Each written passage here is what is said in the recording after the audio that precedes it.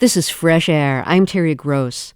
Our guest, Ruth E. Carter, won an Oscar for Best Costume Design for the film Black Panther, which made her the first black person to win an Oscar in that category. Now she's nominated for the sequel, Wakanda Forever. This is Carter's fourth Oscar nomination, marking a 30-year career with more than 60 film and TV credits. She was responsible for the clothing aesthetic of several of Spike Lee's films, including Do the Right Thing and Malcolm X. Some of her other films include The Butler, Selma, and Amistad. She even worked on the Seinfeld pilot. Carter spoke with our guest interviewer, Tanya Mosley, the host of the podcast Truth Be Told. Over the past 30 years, Ruth E. Carter has produced some of the most iconic looks in the black film canon and beyond. She's known for conducting extensive research to create costumes that help bring characters' scenes and storylines to life. Her latest work, Black Panther: Wakanda Forever, starts with a funeral in the fictitious world of Wakanda. Beloved King T'Challa, played by Chadwick Boseman, has died. The actor passed away in real life from colon cancer in 2020 at the age of 43. In the movie, hundreds of mourners line the streets to watch the funeral procession.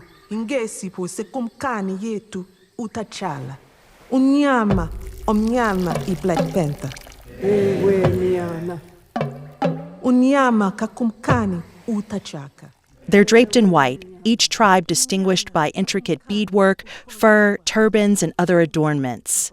Carter's attention to detail and her mastery of historically accurate looks has earned her several awards, including an Oscar and several Critics' Choice Awards and the Career Achievement Award from the Costume Designers Guild. Ruth E. Carter, welcome to Fresh Air and congrats on your latest Academy Award nomination. Oh, thank you for having me. It's wonderful to be here. Were you a Marvel Universe fan in that storyline before taking on the Black Panther movies? I wasn't. I can't say that I really was. I really love movies, and I love Black history, and I love telling stories of people, and the history of, Black America is something that I have been close to for a long time, and really felt like that was, my part in this whole filmmaking scenario. And that's what I really enjoyed, and I did Malcolm X and telling his story. I really loved the research process and doing that. So once Marvel came into my world, I really wasn't even sure about, how what I did and what I loved would actually affect this type of genre. Until I met Ryan Coogler and was introduced to the world of Wakanda. You had a lot to consider entering this Marvel universe. There's the original comic book series, coupled with conceptualizing what people from a fictional African nation that's never been colonized might wear. And this meant digging into the history and culture of real African nations. You were basically creating magical realism, but were you ever concerned about the blending of so many African cultures? Of course. I think where we went wrong for so long was that we thought of Africa as one monolithic place, one look and one way of thinking about Africa. And when we got together on the first Black Panther, we were sure that we were going to dissect the tribes and use some of the traditional practices of, creating some of these costumes to make them feel more authentic to each region around the continent. I mean, there's thousands of tribes throughout the continent of Africa, and we picked 8 or 12 of them to represent the tribes of Wakanda. And so it was very important that we showed a delineation. And also, if we were to blend a few traditional custom indigenous looks, that we were intentional with it. So like if the Dora Milaje, you can travel around the whole continent of Africa in the one costume. There's the Turkana beads and the Himba leather and the Maasai color and the Ndebele rings. And there are other forms of that as well. Creating a world that has never experienced colonization, how did you I guess for lack of a better term, how did you decolonize your own mind to come up with the concepts along with the research? Was there a process you personally had to go through? I did, because when we started this out in BP1, many people didn't really have a reference for what royalty in Africa looked like. And all we had really was, Coming to America or The Lion King. And those were great projects, a great film, but I knew we were doing something different. And so it was important that I have a roadmap for all to see, for all to study in the office, where we created lots of mood boards that showed you the different indigenous tribes and what that looked like, what modernization would look like, what technology would look like. There was also, a wonderful document that Hannah Beekler, the production designer, put together that we used like a Bible when we wanted to look up, the business district of Wakanda. There was text and some images of, what it was and, what it meant. A Wakanda Bible. Yeah, it was. And it took you all over Wakanda. There's like a school district, a merchant district, and we also did our boards off of that inspiration and visually expounded on it so that, everyone could see that was working with me, from whatever point of view you came from, you could learn about what we were doing right there in the office. When did you know that you were on the right track? I really felt that we were doing something special, and I knew when something didn't look right, I had a visceral reaction. Is there an example of that? Yes, I think the Dora Milaje, that's the female, the highest ranking female fighting force of Wakanda. They protect the king. They protect the Black Panther. And they wear a costume that was conceptualized by Anthony Francesco of the Marvel Design Group and then materialized in my shop. And it was very important that the materials not create a costume that looked too much like a costume. We really wanted it to be taken seriously. We didn't want it to be over-sexualized like the comics sometimes paint female warriors. We wanted them to be flat on the ground in martial arts boots. We wanted them not to be in cheerleader skirts and triangle tops, their bodies protected. And also in the making of it, it needed to honor the female form. So there's a harness that we created out of leather and in the spirit of the Himba tribe, in that this brown leather harness travels around the female form and honors it, honors the bust and the waist. It ends in a back skirt that we studded and put little rings on the edges, just as the Himba women do as they stretch the calf leather and make these wonderful leather skirts that they also stud and put little rings on.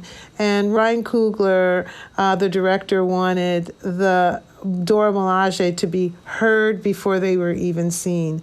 And the little rings emitted this lovely sound, even though they were deadly, you could hear them before you saw them. So you can easily discount how important those things are in creating this costume, but when you do, you end up with something that doesn't have the same meaning and doesn't have the same impact that it does when you go to that place of authenticity and intention. You were already in the process of making Wakanda Forever when Chadwick Boseman passed away from colon cancer. This was during the height of the pandemic as well, and you weren't sure if the movie would continue. How did you and the crew handle that time period as you waited for director Ryan Coogler and writer Joe Robert Cole to rewrite the film? Well, when I heard the news that our friend and our brother had passed, it was quite a shock. And we gave each other space to mourn. And I wondered what would happen. I wasn't sure, like, if we would even be able to do another Black Panther film. I didn't personally feel like it was possible, and certainly didn't want to ask because it was so sensitive and unimaginable and shocking and sad. Very sad. What Ryan Coogler was able to come up with, though, honors Chadwick in such a profound way, and T'Challa. From the opening scene of Wakanda Forever, Coogler and Cole wanted to incorporate the loss and bravery of Black Panther, and so they wanted an all-white funeral, not off-white, pure white, to adhere to the West African traditional funeral garb. These funeral garments play a role of significance throughout the film. Was the through line of burning the clothing to mark a new beginning always a vision? Or did you all work together to build on what you learned from your research? This was brought to us with our collaborations with the historians, and Ryan offered this as part of the telling of this story. I never knew about it before then, and it's part of the big part of the story, because we do see this white funeral. We see two. We see a smaller funeral amongst the tribal elders, where they then carry the casket through the procession, where there's a bigger celebration of life. And all of the tribes of Africa within this West African ceremony come together, unifies Africa to say goodbye to this great king.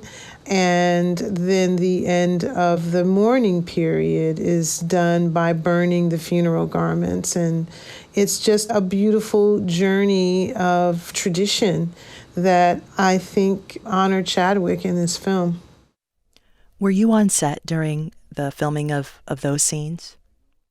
Oh, yeah, of course I'm on set a lot, especially in times like that when there's several costumes and there's a lot of work to getting it ready for camera. You know, I do have a big crew that's around doing all kinds of stuff. And of course, I, see things that I want to tweak that are, particularly precious to me, or I want to make sure they're seen right in the right way. And our wonderful cast is all adorned. It's a special time.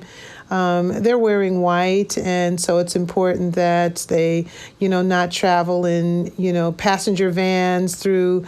I think it was like muddy and rainy during the time of that filming, and so I had them erect tents where we laid some road work, and they were able to walk across this clean area after they were dressed in the tents and arrived on set. So there's a lot of coordination in that way that I have to oversee. What was it like to come together in that moment? Was it as powerful on set during the filming of it as it was for us to watch it? It was more powerful on set to watch that funeral scene because, we had so much work to get prepared for that. I had dancers and all the different tribes. I had drummers that would be up on top of the roof by the beautiful mural of Chadwick. And it was once everyone was together and dressed and ready and in line that it hit you that this was to honor Chadwick, and it was magnificent. I want to go back with you to the beginning of your costume design career, and I want to start with Spike Lee. You and Spike have worked together on close to a dozen films, starting in 1988 with School Days, his second film. When you two met, you were doing costume design for a local theater show in Los Angeles, and you weren't even considering film as an option. What was it about a young Spike Lee's vision that captured your attention?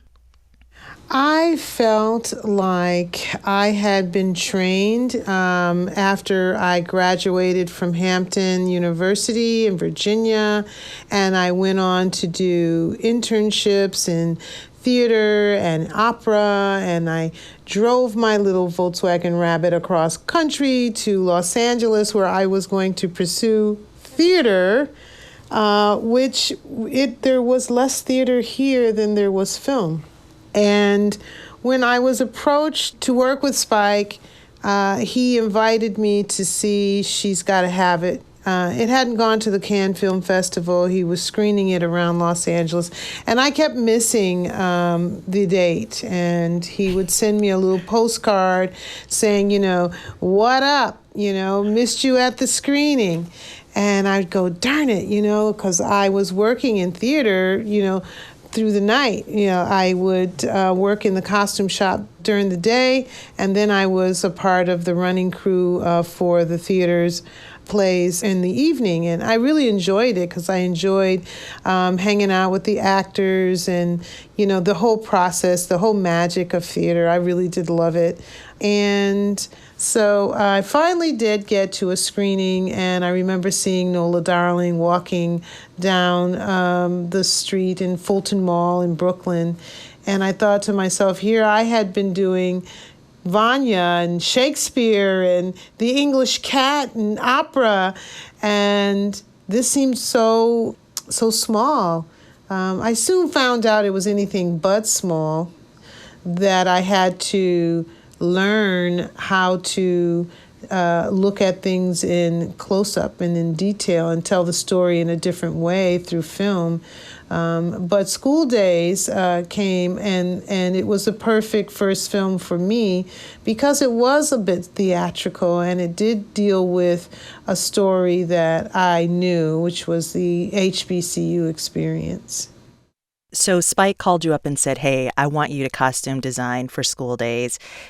You were in theater, so you had never designed for a film, but you said yes. And you went to your brother, Robert, who's also an artist, for advice on how to get started. And what did he tell you? Oh, it was a great time. My brother invited me to his studio in New Hampshire where he lived. He worked for IBM during the day, but he's a great painter. He's always been a great painter. And so he had a big studio in the basement of his house. And I had the script with me. He had an IBM computer next to his big drafting table. And he said, first you've got to, learn how to do a budget for all these characters, and he sat me at his computer and we figured out how to present a budget.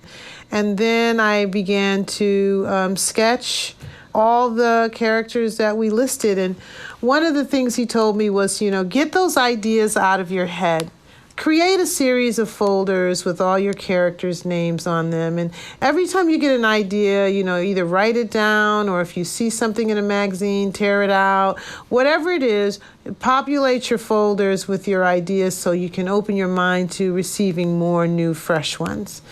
That was one of the things he was telling me as well. In between me making him a rum and coke, and he'd sit in his big chair while I sat at his drafting table and sketched. And after I had all of my sketches done, I called Spike, who was in New York, in Brooklyn, and Spike invited me to his apartment to show him all of the costumes.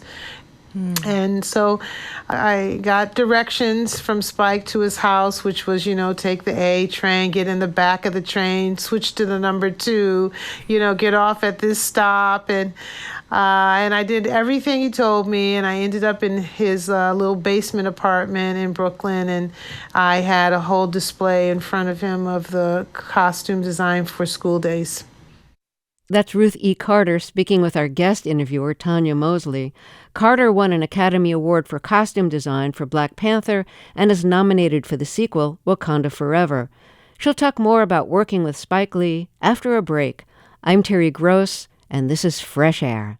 Hi, this is Molly Seavy-Nesper, producer at Fresh Air. And this is Seth Kelly, also a producer at Fresh Air. If you like the Fresh Air podcast, we think there's a pretty good chance that you'll also like the Fresh Air newsletter. It's a weekly newsletter written by us, the people who help make the show. You'll get all the week's interviews and reviews in one place. Plus, staff recommendations, interviews from the archive, bonus audio, and what's coming up on the show. Imagine an email you enjoy getting. To subscribe, go to whyy.org/fresh air. This is Fresh Air. I'm Terry Gross, back with more of our interview with costume designer Ruth E. Carter. She won an Academy Award for costume design for Black Panther and is nominated for the sequel, Wakanda Forever. This is Carter's 4th Oscar nomination. She started as a costume designer for theater, but went on to work on film and TV. She's responsible for the clothing aesthetic of several of Spike Lee's films, including School Days, Do the Right Thing, and Malcolm X. She spoke to our guest interviewer, Tanya Mosley, host of the podcast Truth Be Told. When we left off, they were talking about Carter getting her start in film working on Spike Lee's School Days. I have to ask you about a particular scene from School Days. You mentioned that you went to Hampton University, which is a historically Black college, and School Days is a story about undergrads in a fraternity and sorority at a historically Black college clashing with each other over a homecoming weekend. And this film takes on all types of subjects: elitism, classism, colorism. Let's listen to a scene where the Jigaboos, who are dark-skinned Black women, and the wannabes, light-skinned Black women, have a song battle over their hair. Riri, open up!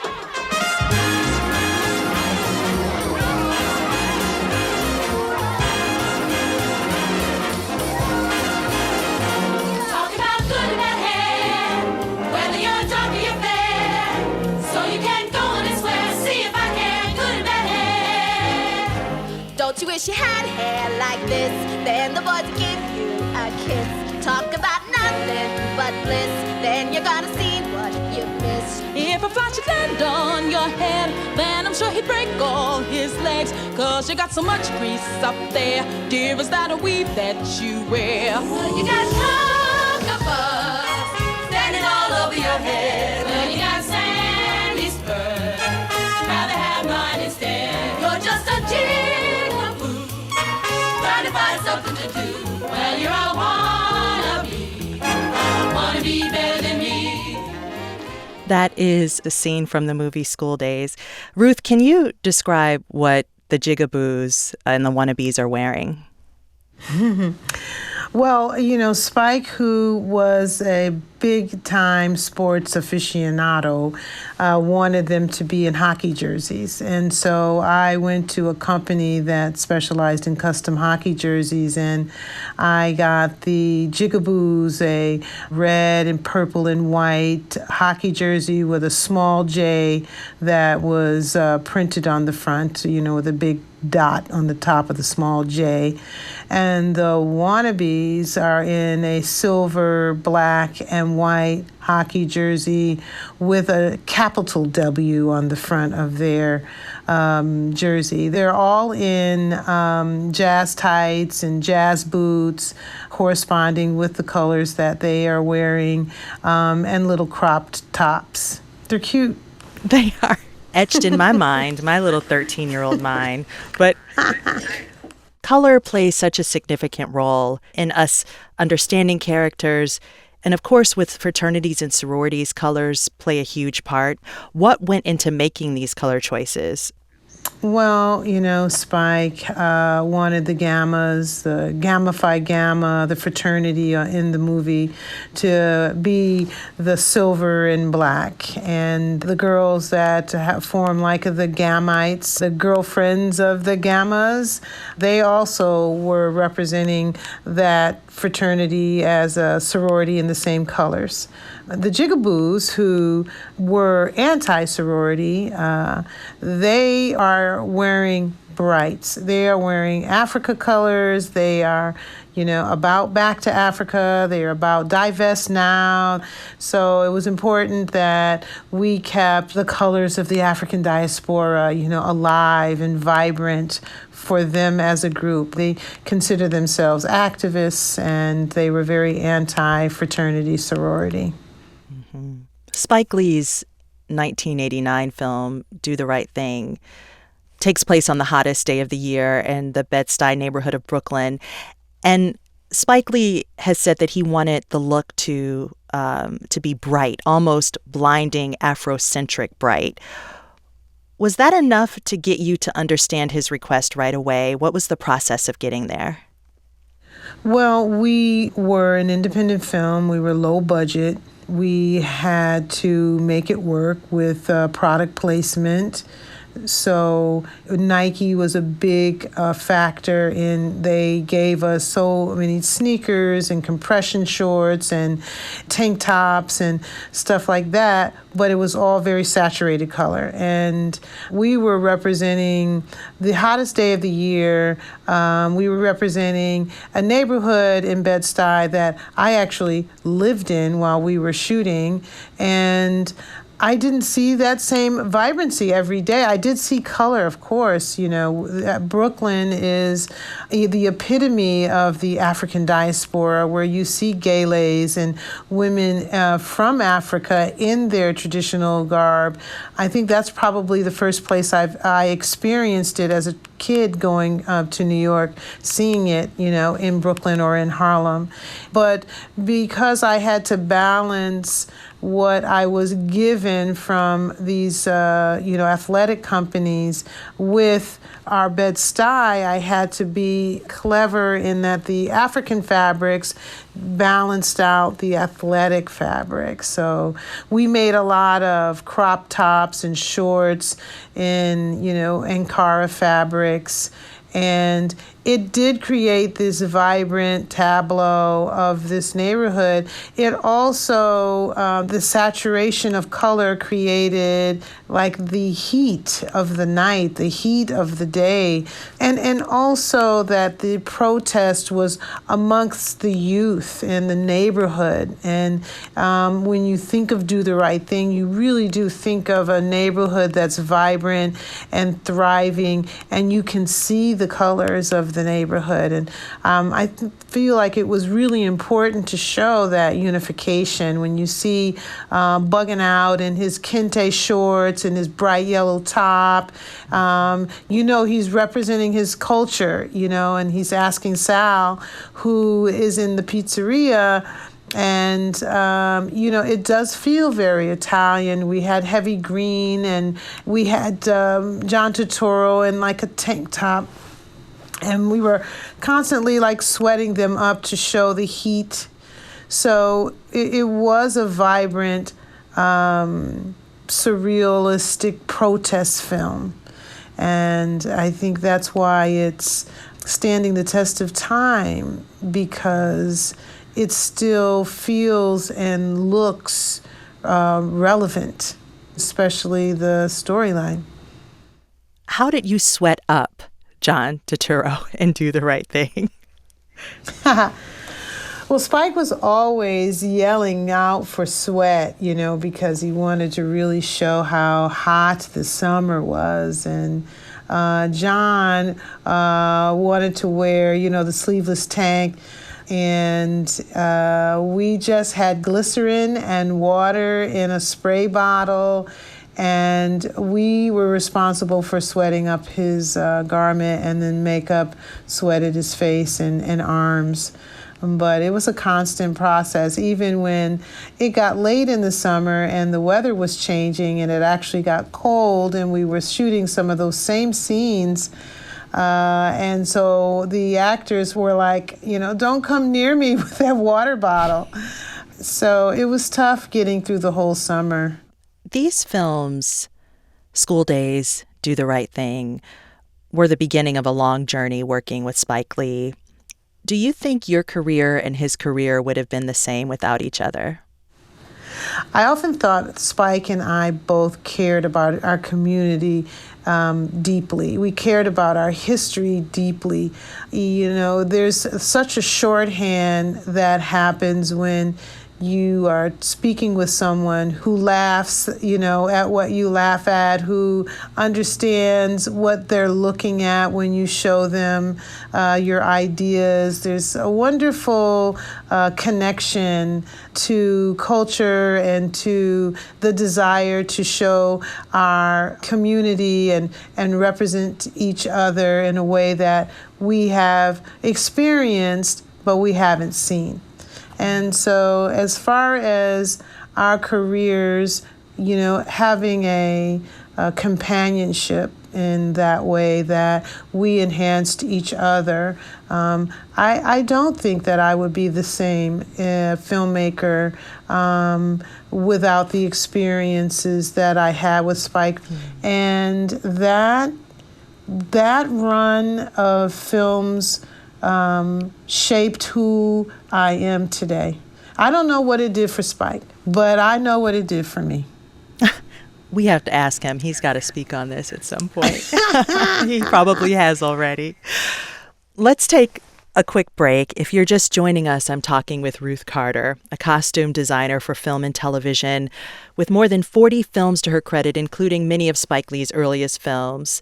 She was nominated for an Academy Award for her work in Amistad and Malcolm X, and she won an Oscar for Best Costume Design for the Black Panther, and is nominated again this year for the sequel, Wakanda Forever. We'll be right back after this break. This is Fresh Air. So much of your life, you've had experiences that have led you to other experiences in such a fluid way. I mean, while you were in college, you were a street performer for the Colonial Williamsburg Foundation Living History Program, which essentially I was. You were giving history. This was something that you were already a part of and understanding, and this would help you in your later work. And then you had an internship, as you mentioned earlier, at the Santa Fe Opera in New Mexico, which gave you that grounding in theater. All of this experience then really helped you as you started to move into period pieces. You've done 16 period films, and your first was the 1992 film Malcolm X. You constructed 5 periods of Malcolm's life based on the autobiography as told to Alex Haley. At that time, this was contemporary history. Malcolm X had only been assassinated 27 years before. What were some of the ways that you prepared yourself for creating that time period? Well, the first thing that I wanted to do was to understand the man so I could build his life in costumes. And I knew that he had been incarcerated in Massachusetts. And so I started a letter writing campaign to the Department of Corrections in Massachusetts asking to view his files. And I was given a date that I was to report to the big building in Boston. And they were ready. They had pulled his files out of their archives, and they were waiting for me in a cubicle at an empty desk for me to spend time with. And I couldn't believe my eyes. I saw his original letters that he wrote to the commissioner asking to be transferred to another facility that had a bigger, better library. I saw his booking photos, and I saw his penmanship, and I felt really close to the person who had, written by hand and touched this paper, these letters. And I also went to the university where the late Dr. Betty Shabazz taught, and I spoke with her face to face about her life and what she wore and about him. And so I felt like I could make those decisions confidently about what he might have worn in those times where he wasn't photographed, where he was at home with his family, or where he was preparing for one of his great speeches. This film comes up for you often. Directors, producers, when they meet you, it's one of the first films they say to you. I really love that work there. It was a very important flashpoint in your career. Yes. When I was asked to go in to meet Steven Spielberg and interview for Amistad, there was no script. I actually went and found some writings on the Amistad story, and I sat in Ambelin's offices at a conference table, and there were only 2 chairs across from each other. I sat in one, and I waited for Steven to come off the set of Jurassic Park during lunch, and I remember he sat down, and someone brought him his lunch, and he was like, no, not now. He was interested in speaking to me, and it was just like being someplace where you imagine you would never be. In front of a great filmmaker and, representing yourself as a costume designer. And he sat there and he said, I really loved your work in Malcolm X. And I was really proud of that. He gave me the script, and after some discussion, he said, take it home, give it a read, and let me know, in the next couple of days if you want to work with me on this. And I thought, I could call him from the parking lot and tell him I want to work with him on this. Right in that moment, yes. Right in that moment, yes. But I, wanted to read the script, and I took it home. You've worked on so many films. I mean, we'd be well past our time if I asked you about each and every one. I'd love to do with you a quick round. Just the first thoughts that come to your mind when you hear them. And I want to start with Seinfeld, the pilot. Jerry, and he is so neat. He was so organized and methodical. And I remember his apartment, how it was so well appointed, and his closet was impeccable. I almost couldn't pick anything out for him to wear on the pilot because it was a low budget thing, and he was going to wear his own stuff, and he invited me over to pick some stuff out of his closet, and I was like scared, but I did, and I was like, wow, that was so totally cool that, I experienced that. Next, the 1988 comedy I'm Gonna Get You, Sucker, where Fly Guy, played by Antonio Fargas, gets out of prison after a long sentence and pulls out his old clothes, which include platform heels with a goldfish inside of them. Okay, please quickly tell me how you found those shoes. We made those shoes, those goldfish shoes. There was a football player, and he had platform shoes in the 70s with goldfish in them, and it was written in the script, and I couldn't wait to make those shoes, but they were like aquariums, and they were very hard to walk in, so we had to make a pair that he could actually walk in, and then a pair that he could break in the water and the fish come tumbling out. Did you ever experience folks seeing this in the movie theater? Because it is a core memory for me of that scene and the entire theater just roaring laughing. It was like people couldn't contain themselves. Yes, I remember that in the theaters.